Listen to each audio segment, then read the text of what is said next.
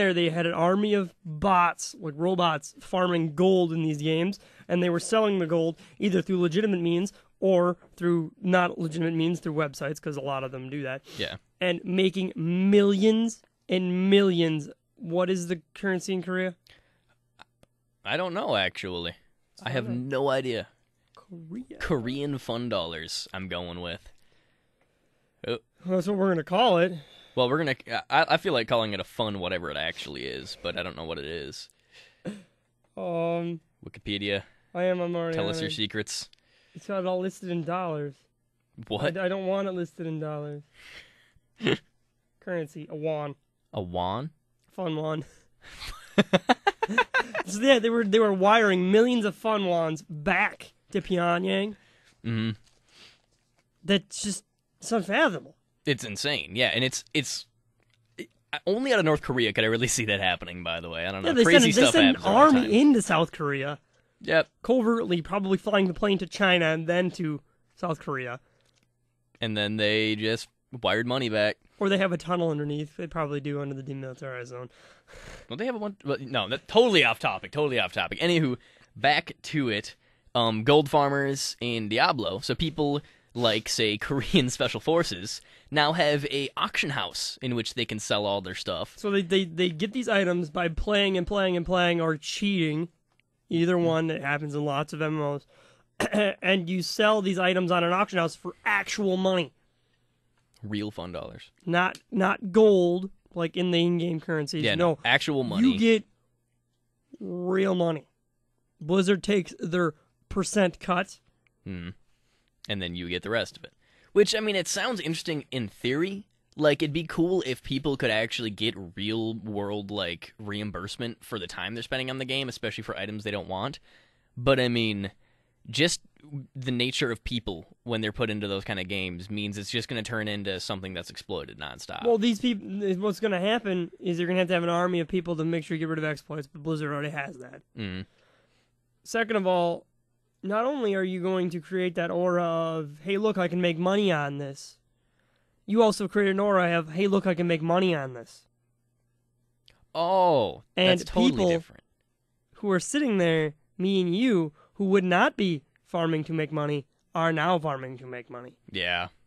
And are no longer playing the game. They're just working the game. That is Which seems like a great difference. Formula for getting a lot of people totally, like, legitimately addicted to your game. And if you're turning it into their knows income what they're source. doing. I mean, have you looked at World of Warcraft ever? Ever? But World of Warcraft, it followed an already there formula. This is adding a step of... That's like sprinkling some nicotine into your game, just to be like, well, if you give them real money, they'll never leave. Greed leads to the dark side. Only Sith deal in absolutes. Which would make him a Sith for saying that, yeah. by the way. Yeah. I mean, they said they weren't going to change. They stuck to their guns. Nope. I'm also a little proud of them they stuck to their guns because a lot of people did this. It's their game. If they want to make their game their way, that's one thing I've always adamantly said. They can make their game their way. It might make them fall apart. I don't think it'll make them fall apart, and that's the problem. Because they're just it's such a massive game. I think they could legitimately make, like, something in the box where you open it up and a little, like, spring-loaded boxing glove just punches you right in the face. And everyone would buy Diablo 3 because it's going to be a huge game. You can't deter the people from buying it. And It's still going to be really fun. I know, and that's exactly what the guy from id was basically saying. And he's basically... It's strong-arming is what it is. And the guy from id thinks it's awesome. What the guy from id said is... He says, Diablo 3 will make everyone else accept the fact that you have to be connected. If you have a juggernaut, you can make change. So it's literally saying these guys are so big, they can force an unwanted change upon all of the gaming community. Which seems a little bit bad. The one thing I see that could positively come from it is the video game community then has a lobbying force and can force AT&T and Verizon, etc., to make our internet better. I guess. But, I mean, it's still just... We're like last place for industrialized countries in the internet. I know. I'm aware of that, but I really don't think the gaming community is what's going to manage to push that. The gaming community is not taken seriously politically unless we're being a scapegoat. That's what I'm saying. It's a step. I still don't think... I feel like making a change that we're not prepared for wouldn't necessarily induce change in the environment for this kind of thing. But, I mean, like we said before, we're wrong pretty frequently. It's all speculation at this point. Yeah. But I just think it's a little bit borderline bullyish. I don't know. Just as somebody who likes to play games. Bully's made by Rockstar. Ha ha ha! I think we're getting Bully 2 eventually. Probably. I think they announced it. But it just, as someone who likes to play games that are made to make, advances in gaming itself, and rather in ways that you ensure that you're giving money to the developers, I just think it's a little bit ridiculous that our biggest companies are focusing on nothing but how they can make 100% sure that you're actually paying every penny for it. Well, I mean, look at World of Warcraft. Constantly online. They have the ability to measure at all times who you are. But that's and what you different. do. I mean, it's MMO. I mean, it's a game that is That's fundamentally kind of what online. they're trying to do with Diablo. Kinda. I don't know. It just bums me out. Well, whatever Project Titan's going to be from Blizzard. It seems weird that they're trying to make Diablo 3 so MMO-ish if they're going to make a huge MMO sweep with their next game. Or if they think they're going to make I a think huge they're sweep. going to unveil it the second that the Old Republic announces a release date. I guess, but even then, I mean, it seems like they're introducing competition to themselves. Blizzard's always done that. Have you seen StarCraft and Warcraft? I guess, but those are staggered pretty well, I felt like. Oh yeah, they were, but I mean, it's still competition for itself. Yeah. But I mean, both games are actually flawless, so I mean, when you make perfect games, there's nothing really to compete with. Tis true. And hopefully Blizzard will keep doing that, even though they've turned into a juggernaut that I don't think is going to. They're going to make perfect. They're going to make perfect games, but they're also going to understand. But then again, you have to pay for all those people. I know. I almost feel like gaming isn't meant to be as huge as it is, honestly, because it feels like filmmaking, but worse, where it turns into a money thing. But once you get that many hands on it, there's no one person who has the entire overarching idea. You have like the person who's got the base gameplay mechanics in mind. You've got someone who's got the writing in mind. Someone with the art style in mind. You got one guy who's in charge of 10 people who are making space comedy. You have one guy who's in charge of making 10 people work on PvP. You got 10 people working on.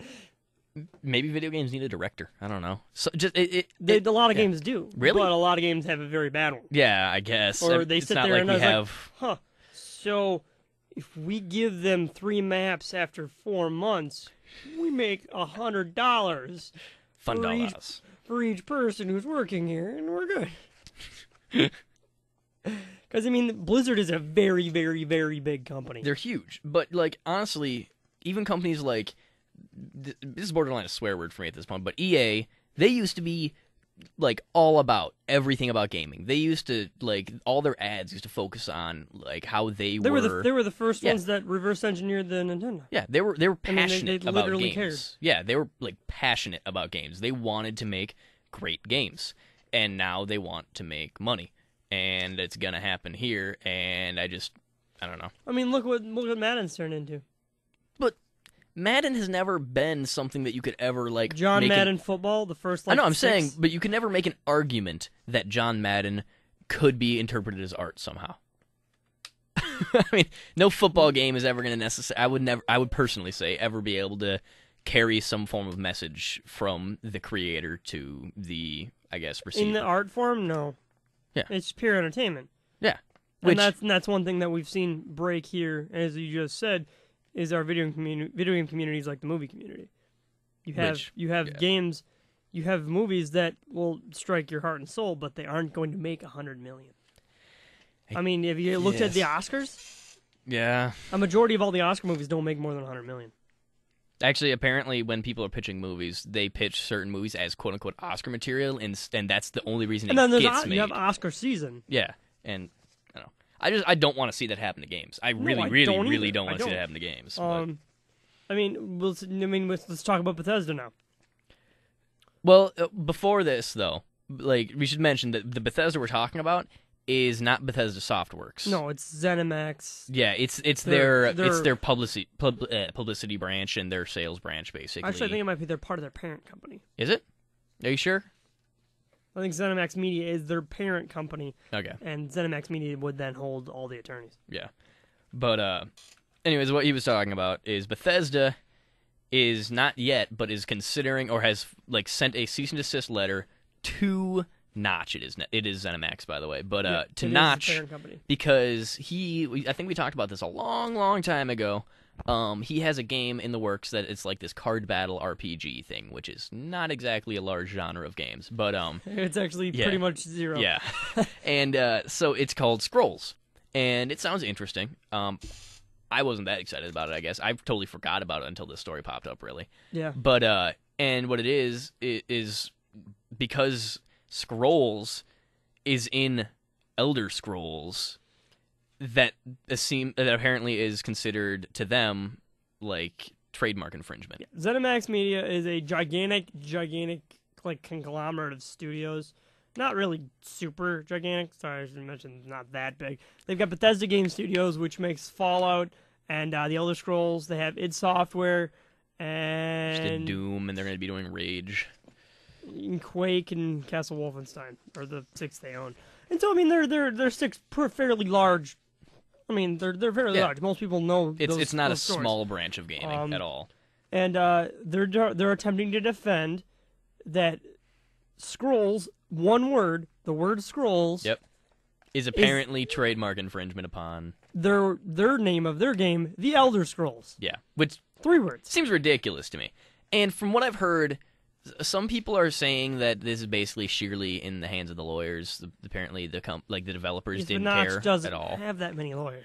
Yeah, well, I know he's in trouble for it. I honestly think he's just gonna have to change the name because that's the only way I can see him getting out of this without paying either huge court fees or a lot of money when he loses. Most of the sites that I ever read in the law sites stated that he can't fight the claim. There's no way he'd have enough money to beat ZeniMax. Yeah, and that's sad. Oh, it's incredibly sad because I would personally say he's being wronged in this. Yeah. But, I mean, another example of the word strong arm being very appropriate. Someone who has a lot more money can just kind of pour it into legal fees until you're toast. So you kind of have to do whatever they say. Gamer Law, a website, states that the 2 things that he can do are change the name of the game or coexist with Bethesda and give them money. Yep. Which is sucky because the community that knows who Notch is and reads Notch's stuff loves Notch. They're not going to be happy about this at all. A lot of people are very unhappy. A lot of people are very unhappy, and a lot of people are voicing their opinions. A lot of people have sent emails and etc. to Bethesda Softworks, which has nothing to do with this, but obviously they keep sending it to the wrong branch. It's still their parent. Mm-hmm.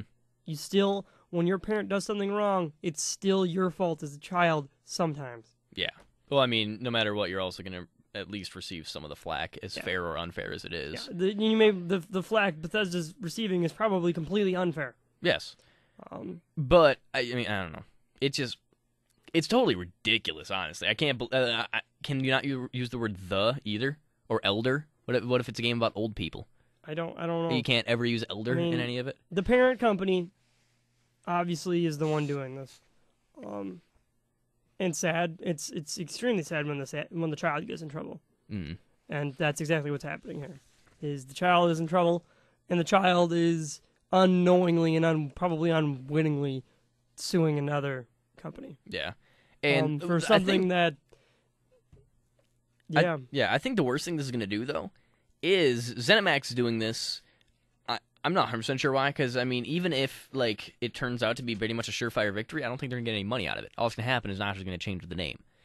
So I don't really see what they're getting out of this overall, unless they really think, like, to their core, that people are going to get those 2 games confused. But other than that, all I can see happening from this is a ton of negative publicity going towards Bethesda and ZeniMax as a whole. Well, and I'm reading stories about this online, and most of them are like, "World, you are so very cruel." Like literally lines like that is people calling, Bethesda says pathetic and etc. I'm just reading some of these comics. Well, I mean, you're messing with what he's Notch is essentially like a hero of indie gaming. Like he is just like the man on the pedestal. And if you walk up to him and make some completely unfair legal battle against him, you're going to make all of his fans look at you and go, "Wow, that was a bad move right before you release a game. I might have second thoughts now." I mean, I don't think that it's going to make Skyrim a bad release, but it's still not something you want to do at all. I don't know, man. I don't know. it's a deep issue that goes pretty much